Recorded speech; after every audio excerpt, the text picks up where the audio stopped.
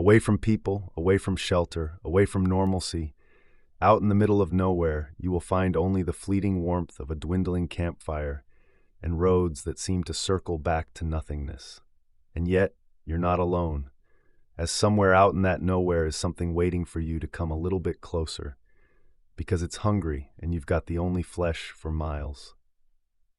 Enjoy these allegedly true scary stories about the middle of nowhere. Stories that were set in an area away from civilization were considered for this episode. I live in the northeast of England, in a small village in the county of Durham. I am 24 years old, and this encounter happened when I was 17. I have had several encounters, but I think this may be the best story to start with. In the summer of 2015, me and my two friends, Jake and Ryan, decided to camp out in Castle Eden Forest. We brought with us some alcohol, and we also thought it would be a good idea to take a Bluetooth speaker with us. We arrived around 8 o'clock. It was still light out, so we decided on a spot and pitched our tents. This area was off-track, uphill, and quite the hike, especially since we were carrying our tents, bags, and crates of beer. Nevertheless, we made it unharmed and excited for the night ahead. The first encounter that happened, I did not see, but both my friends did. Initially, I thought they were just trying to freak me out. The area where we pitched our tents was flat, but surrounded by trees and two hills. One of them was at an incline in front of us. The other was a sheer drop behind us and to the side. We had hiked up the safe way. While I was unzipping my tent bag, both my friends began cursing, and at first I thought they were arguing with each other. It was in a split second when I realized they were looking up at the hill and through the trees. "Did you see that?" Jake looked at me, and I replied by just shaking my head and going back down to unpack my tent. "That was weird," Ryan shouted. "What are you talking about?" I asked, thinking nothing of it. Then both my friends confirmed the same thing. When I look back on this now, I can say they were spooked, but not so much to have us all running back home already. Both my friends recalled to me seeing a big red wolf demon. That was both their words. They agreed on what they saw. Just a side note for a little perspective for the readers. We don't have wolves in the UK. The two of them described it as best they could, seeing it from a distance. They said it was red, like a rusty color, with shiny red eyes and a gray face. They said it moved like a dog, but then it hid behind a tree and used arms and hands to peer out from behind it. They then said it crawled like a man out of their sight. The night went on as usual, with them occasionally mentioning this wolf, and I kept hoping they were just pretending, because in all honesty, it started to freak me out the darker the night grew. Sometime around midnight, Jake mentioned the battery for his speaker was low. It was shortly after that when we all heard a collection of strange noises. They were loud enough that we could hear them over the speaker. So we kind of just sat there, listening and looking at each other, silently trying to figure out what it was we were listening to. We heard a low hissing sound at first. It went on for at least a minute, maybe a minute and a half. Then we heard thuds in the distance, followed by snapping twigs. Coincidentally, and I say that with all irony because it sounds so cliché, but I assure you it happened, the speaker ran out of battery. I believe then my two friends went pale. I believe I also went pale listening to the sounds around us. I felt the blood rush to my face, my chest just locking up. I was so creeped out. I didn't want to breathe. I could literally hear my heartbeat. The hissing turned into a very sharp growl, like high-pitched, but it had an immense volume to it. Sorry if this is a bad description of the noise, but the best way I can describe it is that it was like the noise of an angry house cat. It had a sort of moan to it, but the growl had a bubbling sound. I know it sounds strange, but trust me, it was absolutely terrifying. To make things worse, another noise came from up the hill I mentioned before. Now, the best way to explain this noise was something big saying rot or rock. It was very deep. It reminded me of a gorilla. Then it just growled. It was a very low rumble. By the time this had happened, the other noise had stopped. We were absolutely petrified. We didn't know what was going on. The next thing that happened is possibly one of the scariest things I've ever experienced in my entire life. There was a sudden explosion of twigs and branches breaking, and there was 100% something running around in the trees. It was very heavy and very fast, and yet we could see nothing. Then it happened. It sounded like a dogfight. That's the best way I can explain it. Like a really violent, loud, and disturbing dogfight. It was so loud to the left of me, I jumped up to my feet and shouted at it. I had 1,000 things going through my mind, and I assumed it was someone out there playing a really good prank on us. Believe me when I say that when I shouted, "Stop it," as loud as I could, you'd barely be able to hear it. The commotion went on for at least a couple of minutes. It felt like a lifetime. Now I have no idea how we mustered the courage, but we all got up and we ran for it. We left our tents, our bags, Ryan left his mobile phone, and I left my house keys. We literally rolled down the hill to get away, and we sprinted for the exit. We have spoken about this encounter many times, and each time we tell it to people, they all strangely sort of believe us. It was too much to make up, and we all encountered and remembered the same things. So after I actually looked into what it could have been, I'm pretty convinced it was a dogman. Ryan also believes it was a werewolf, or something of the sort, but Jake seems to think it was something else, perhaps a demon. This story happened around 12 years ago. I would have been around 15 back then. I grew up in a rural area of North Carolina. There wasn't really a lot to do growing up, but thankfully I had a few cousins that lived nearby as well as my sister, so we found plenty of things to get into. It helped that we were relatively close in age as well. We lived in a pretty inconspicuous area, just a few family members or friends, and just a basic little stretch of road, which connected to a local state park. It was the kind of neighborhood where it was either someone you've known your entire life, or it was straight up family. Anyway, this happened around the end of July, whenever we were already gearing up to go back to school. My cousins, my sister, and I decided we were going to have one last bash before we headed back to school the following month. We decided that we were going to have a quote-unquote seance in the woods. If you go a mile or so behind my uncle's house, who lived directly behind us, there is what is officially called a psychiatric hospital, but in the spirit of total honesty, it was an asylum for the criminally insane. The individuals which lived in that psychiatric hospital were pretty nasty cases, the kind of people that the medical psychiatric industry were frankly too scared to deal with, so they stuck them in places like this to sort of get them out of the public. I know that living a mile from a psych ward, you can literally cut through the woods to get to. Sounds like it would be all kinds of spooky fun, but it was never something that we cared or even talked about. I mean, it's not like we'd ever do anything to get sent there. Anyway, the patients were not treated very well there, and the staff was highly underqualified. But thankfully, we had a pretty good local sheriff's department who kept a 24/7 eye on the place. So much so, there was armed officers on ATVs that would patrol the woods around the place, usually once a day, to make sure everything was as it should be. You have to understand that the vast majority of these patients were people who had already been in and out of the system, usually a couple of times before they arrived here. On this particular night, things just didn't really sit right. But as I stated before, we weren't skittish teenagers. This was a safe area, a place we knew well, and we were surrounded by friends, family, and law enforcement was nearby, so we were virtually fearless most 99% of the time. We sucked in our guts and soldiered on.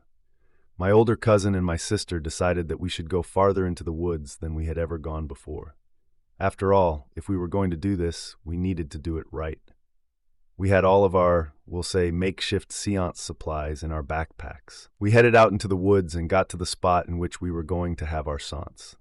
This was an area that my uncle had taken my older cousin a few summers before on a hunting trip. As we began to set everything up, we had a radio playing, as well as some large outdoor lanterns, the kind especially made for camping. We also had food, beer, cigarettes, and anything else we could steal from my uncle and not get caught.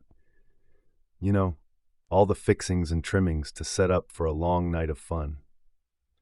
Before we even had a chance to begin our seance, we started to hear strange things in the woods. Being relatively unafraid, we assumed it was some kind of animal. We were obviously raised in the area, so that wasn't anything new. It was usually just something small like a raccoon or opossum. We ignored the sounds and they stopped. Then we went back to our fun, laughing, drinking, smoking, and fixing to start the seance. Then out of the blue, we began to hear a faint voice calling, "Hey, come here." This was not a voice from anyone in the group, so naturally we all assumed that someone had recorded something on their phone and they were just trying to scare us. We all just kind of shrugged it off. We were like, "Oh yeah, whatever." My oldest cousin continued with the chants until we heard it again. "Hey, come here." At this point, even though I was a bit younger than the rest of the group, I stood up and I spoke angrily to the group. "All right then, enough is enough. Whichever one of you is playing that crap on their phone, grow a pair and stick it down in front of the group." I had become kind of irritated that the seance was being ruined and interrupted. I was assuming someone was just out there messing with us and being rude. We all pulled up the home screens of our phones, letting each other investigate them. We also emptied our pockets, proving that it was none of us. The rational-minded would have assumed that one of us in the group simply cleared their phone off and set it down. But literally within 5 minutes, we heard the voice again. But this time it wasn't so vanilla, if you will. This time it was angry and it said, "Get over here now." By then, we were all terrified. Frozen in fear, we looked at each other, and all at once we ran, leaving everything behind. We kept going and going, not even caring what direction we were going in. The longer we ran, the more the footsteps that were following behind us became faint. As the trees began to part, we saw bright flashing lights. Assuming we were approaching a road, we ran towards it, not caring if it was a wreck or a traffic stop. We just wanted a cop. As we broke the wood line, our hearts began to pound in terror, even harder than they already were. Then we saw what was in front of us. It was the psych ward. A cop stood in front of his car, then saw us and shined a light, saying, "What the heck are you guys doing? Don't you know a patient escaped and there's a girl missing?" We shuddered briefly, then broke down in tears, and explained to him what was happening. Clearly seasoned on the job, the officer tried to calm us down, then told one of the younger officers to take us home. After what felt like hours of heck in the woods, it was finally over. After a 10-minute car ride, we were back at my uncle's house, like nothing had ever happened.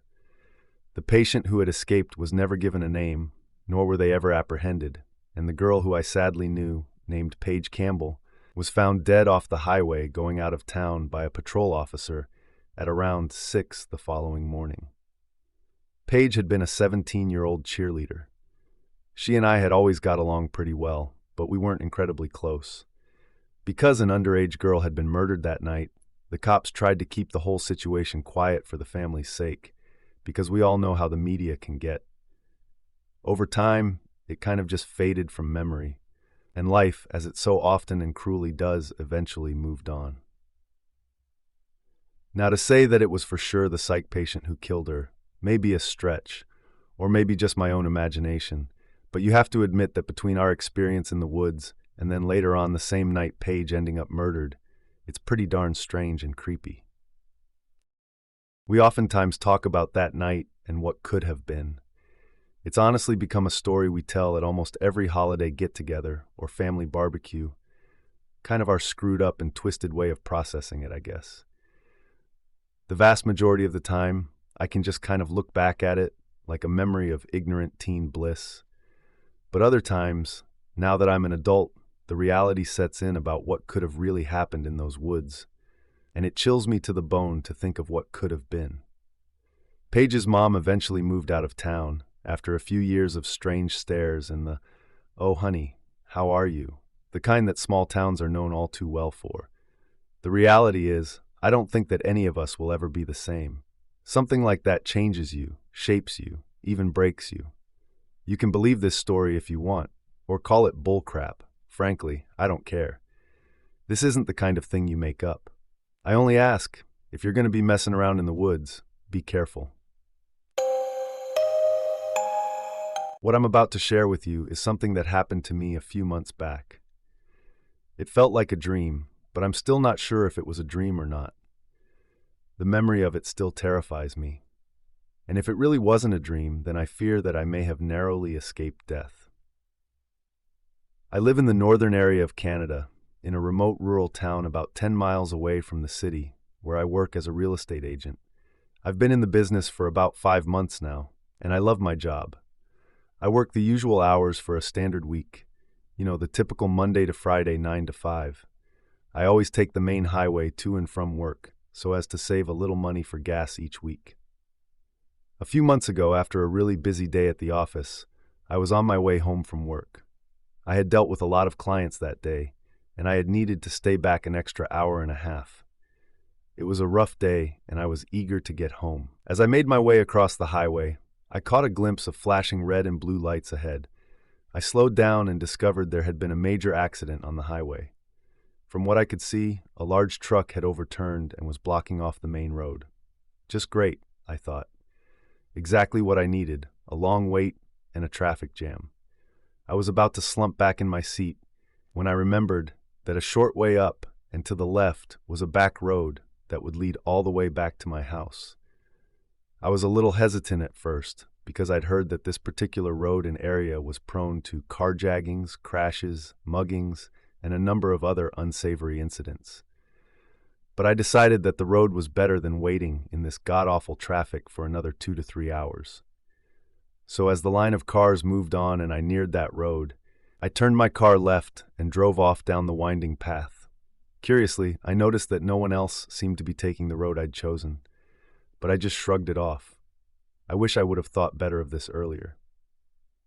The back road I was on was a few miles longer than the highway and runs through an area of thick and dense forest. I was about 3/4 of the way home when I heard this weird rattling sound. Feeling concerned, I pulled to the side and I stopped the car. Just as I did, there was a loud bang from the front of the car and steam began to rise from the bonnet. Great, I thought, more to worry about. I got out to survey the damage, and the first thing I noticed was that it seemed unnaturally cold out. And I say this because we were currently in the middle of summer, and the temperature must have easily been barely above 0. But at that moment, I had more things to be concerned about. I checked over the damage to the car and noticed that not only was the radiator shot, but one of my tires had blown, which explained that loud bang when I had stopped the car. Getting a little frustrated now, I dug out my phone and I called up one of the major roadside assistance places in the city. When I finally got through, the man said it would be at least 2 hours for him to get to me, as he had dozens of other calls from around the city. With a sigh, I agreed to wait and I hung up. I sat on the hood of my car playing the day over in my head. I was annoyed, to say the least. It was at this moment that the cold I had only barely noticed before seemed to register. Not only that, but the woods surrounding the road seemed eerily quiet. I shivered slightly, and I was just about to get back into my car to stay warm, when I froze, having just noticed something out of the corner of my eye. I turned my head to the left to see what looked to be a pair of bright yellow eyes disappearing into the dark. I shivered a little again, remembering the stories about muggings and carjackings happening on this road, not to mention the countless wild black bears. Now, I'm a pretty tough person, and normally I could brush something off like this, but something felt wrong. As soon as the eyes disappeared, I had turned back to staring at the road for the moment. I couldn't shake the feeling that I was being watched. Feeling nervous, I decided to take my phone out to call my sister to pick me up instead of just waiting for the tow truck to arrive. As the phone began to ring, the feeling of being watched grew stronger, and I started to get a very unpleasant feeling in my gut. The phone rang a few times, then crackled out and died. Forgetting the feeling for a moment, I walked away from my car holding my phone out in the air. I figured I must have lost my reception, and I decided to see if I could get a few bars by walking in a different direction. I hadn't planned to walk far from the car as it was now getting dark. I must have walked 30 meters from the car when I froze again. My body had gone cold. Not the sort of cold you get from a chilly winter night, but a searing wave of cold. I felt like my blood had turned to ice. I lowered my phone and I looked up. A feeling of pure terror swept across my entire body. Crouched at the edge of the woods about 50 or so meters away from where I was standing was what appeared to be a pale, oddly malformed deer with glowing yellow eyes. Immediately I knew this was the thing that had been watching me. I stared at it for a moment, transfixed in terror. It was as I looked at the thing that I realized it wasn't a deer at all. It had antlers on its head like a deer, but its face was mutilated. It looked wrong. It almost resembled a human's face crossed with a deer's skull. There were clumps of flesh missing from its entire body, which appeared to be abnormally thin. Its long arms were tipped with impossibly long and razor-sharp claws. I took several steps back. I had no idea what I was looking at, but that unpleasant gut feeling I'd felt before was now overwhelmingly strong, and even from that distance, I could smell the foul stench of rotting meat. As I backed up a few more steps, the creature slowly began to rise, and that was when I noticed it was at least 8 feet tall.